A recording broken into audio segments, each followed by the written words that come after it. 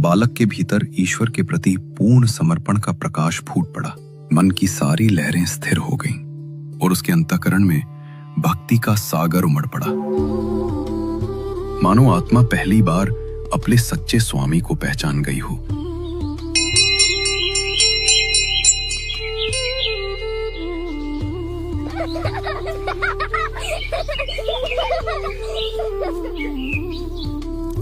माँ, आज मैंने सुना कि एक दिन सबको जाना होता है, तो क्यों ना ऐसे जिएं कि जब जाएं तो सीधे भगवान के पास पहुंच जाएं।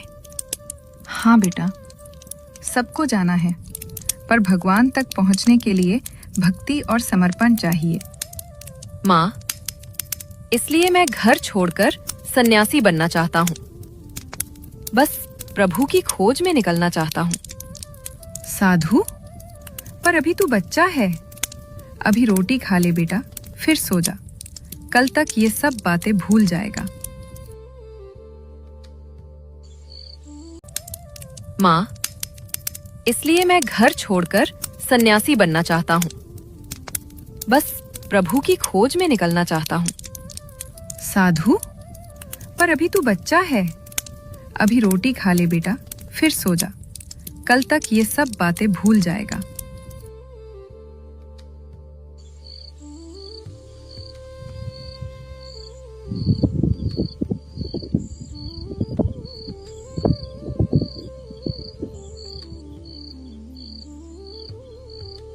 पर आधी रात को अचानक अनिरुद्ध की आंख खुली। उसे वही साधु फिर से सपने में दिखाई दिए। अब उसका मन अस्थिर था। उसकी आंखों में आंसू तैर गए, पर उनमें एक नई दृढ़ता भी थी, जैसे किसी निर्णय ने जन्म ले लिया हो। अनिरुद्ध आगे बढ़ा, धीरे से माता पिता के चरणों में झुककर प्रणाम किया। फिर दरवाजे तक पहुंचा। एक बार मुड़कर घर को देखा, जैसे सारी स्मृतियां एक नजर में समेट लेना चाहता हो। फिर वो तुलसी के चौरे के पास गया, दोनों हाथ जोड़कर सिर झुकाया और मन ही मन बोला, प्रभु, अब मैं आपकी खोज में निकल रहा हूं। 12 वर्ष का बालक अनिरुद्ध घर छोड़ चुका था। मन में बस एक ही पुकार थी, भगवत प्राप्ति की।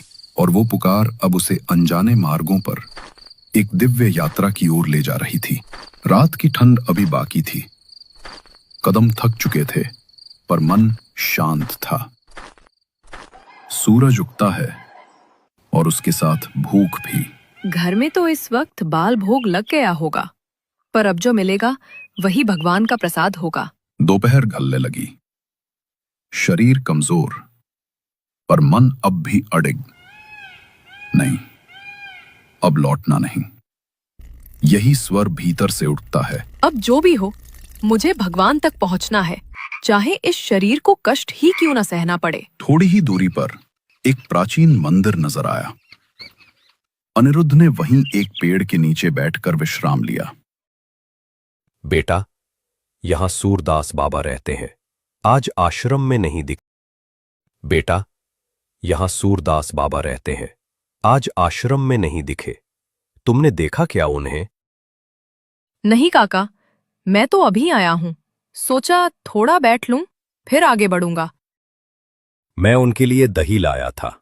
अब जब वो नहीं है तो तुम ही ले लो बेटा, घर वापस नहीं ले जा सकता। नहीं काका, रहने दीजिए। अरे पियो ना बेटा, भगवान का ही प्रसाद समझो।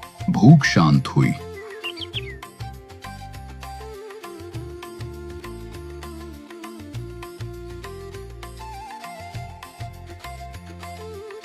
अब मुझे कोई भय नहीं है प्रभु।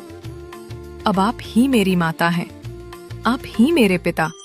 बस मुझे अपनी शरण दे दीजिए। ये रोना केवल एक बालक का नहीं था, ये आत्मा की पुकार थी। और फिर वही बालक पैदल पैदल निकल पड़ा काशी की ओर। कई दिन बीत चुके थे। 13 वर्ष का वो बालक अनिरुद्ध अब काशी पहुंच चुका था। हर सुबह वो गंगा में स्नान करता, फिर मंदिरों के आंगनों में भजन गाता और दिन भर भगवान की झांकियों में खोया रहता। भक्ति उसकी सांस बन गई थी और भटकना उसका साधन। पर इधर उसके घर में बेचैनी बढ़ने लगी। माता की आंखों में चिंता, पिता के मन में व्याकुलता। जब उन्हें पता चला कि अनिरुद्ध काशी में है, तो पिता बिना एक क्षण गंवाए अपने बेटे को वापस लाने के लिए उस पवित्र नगरी की ओर निकल पड़े।